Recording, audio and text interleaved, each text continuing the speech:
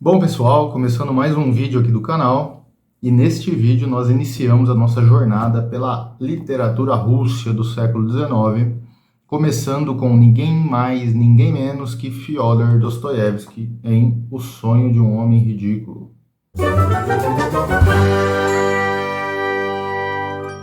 Está escrito aqui, ó, O Sonho de um Homem Ridículo. Nessa edição que eu tenho aqui, da editora 34, você vai encontrar dois contos ou duas novelas, mas a gente vai se concentrar no Sonho de um Homem Ridículo. A Dócil, que é o outro conto que tem aqui, é muito legal também, bastante interessante, mas para iniciar essa jornada pela Rússia, começaremos por O Sonho de um Homem Ridículo. E por que O Sonho de um Homem Ridículo? Bem, eu me explico. O Sonho de um Homem Ridículo, ele sintetiza bem, na minha opinião, toda a obra de Dostoiévski. É óbvio que ele não vai abordar tudo, porque Dostoiévski tem uma obra, uma extensa, né, obra literária, mas ele consegue extrair ali alguns dos principais pontos que a gente vai encontrar, por exemplo, em Crime e Castigo, em Os Demônios e assim por diante. E em apenas 32 páginas, exatamente, pasmem, 32 páginas, você será capaz de conhecer um pouco do pensamento de Dostoiévski, que é considerado por muitos o maior autor literário do mundo, exatamente, não só da Rússia, mas do mundo.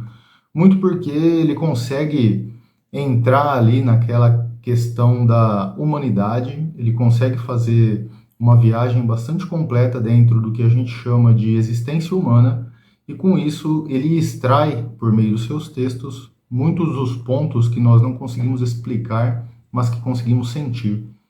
Até por isso, muitos dos autores conhecidos mundialmente idolatram Dostoiévski, entre eles Freud, Nietzsche e, para citar um brasileiro, Nelson Rodrigues. Bom, então falando sobre a obra, O Sonho de um Homem Ridículo começa com um narrador, personagem, que fala sobre a sua própria vida, né? E ele diz que ele é indiferente a tudo. Vejam só, ele é uma pessoa vazia de significado, ele é uma pessoa que não espera mais nada da vida e é indiferente a tudo e a todos.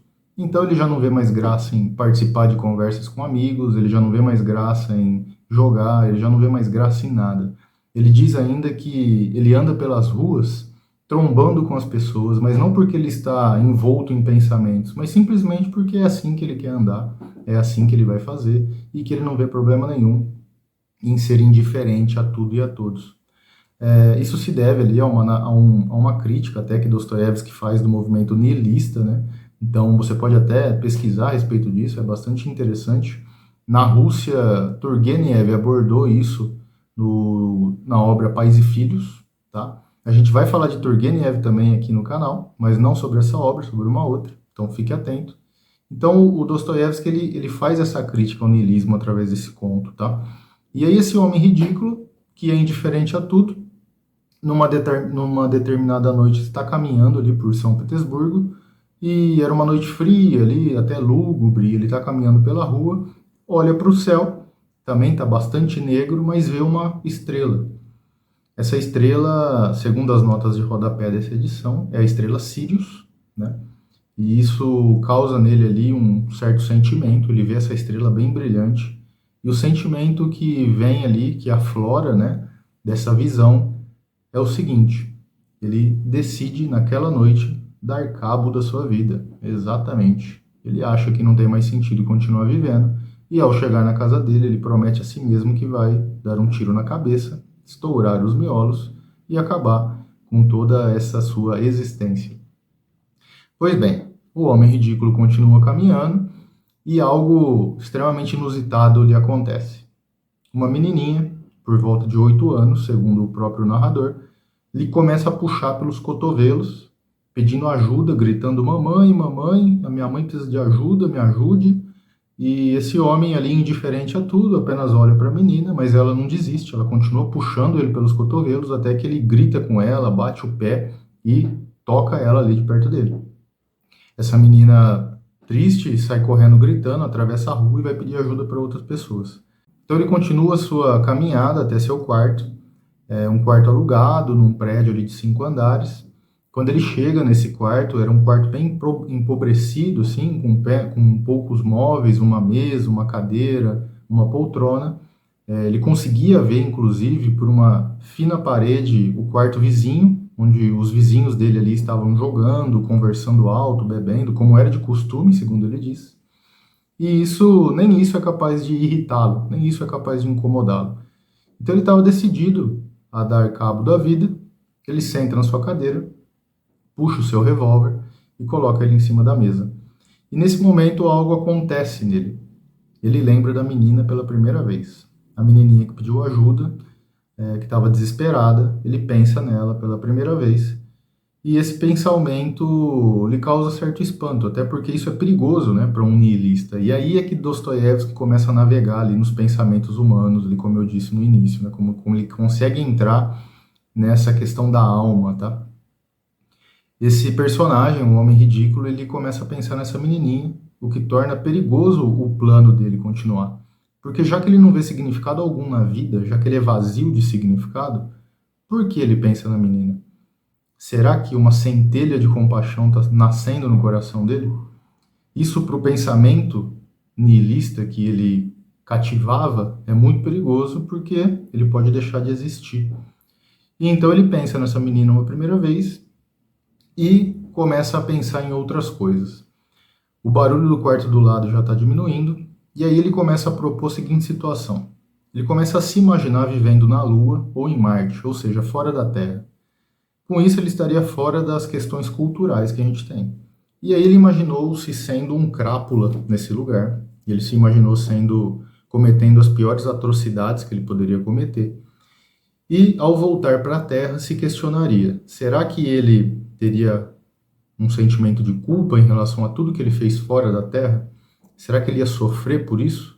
Sendo que, estando fora da Terra, ele não poderia ser punido pelas leis dos homens aqui?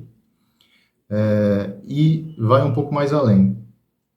Será que ele seria punido pelas leis divinas, já que, sendo um nihilista, ele não acreditaria em nada disso, ou seja, não acredita em Deus?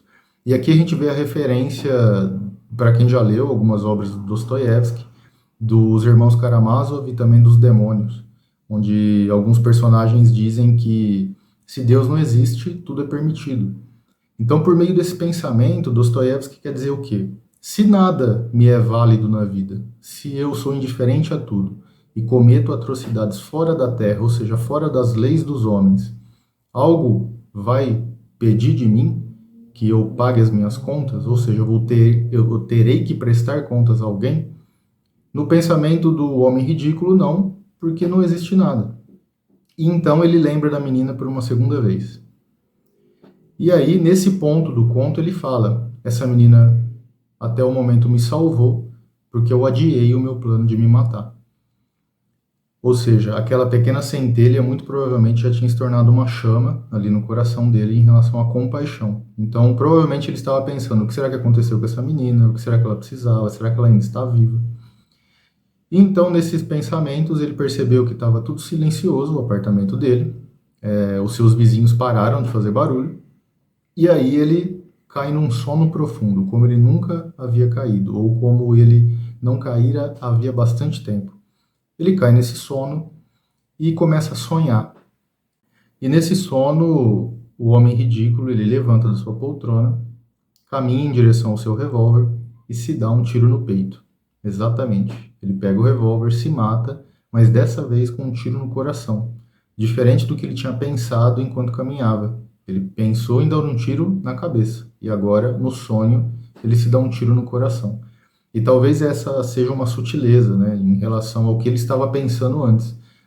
Antes era muito racional, então ele precisava acabar com o que ele estava pensando. Agora, pensando na menininha, ele deveria ou ele precisaria acabar com um sentimento que vinha do coração. E nisso ele se mata, nesse sonho, né, e começa a ser envolto por uma escuridão. Até aí era o que ele imaginava, ou seja, não existe nada.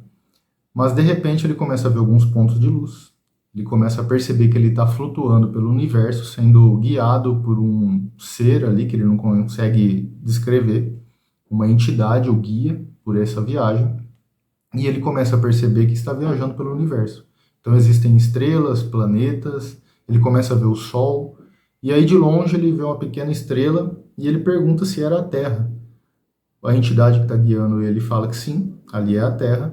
e cada vez mais ele começa a se aproximar dessa terra até cair, né? E ele diz que cai num lugar muito bonito, um paraíso, que provavelmente é a costa da Grécia, inclusive no texto.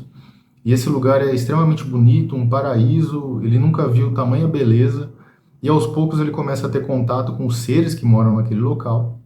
Ele começa a conversar com eles, a interagir com eles, e percebe também que esses seres são livres de pecado.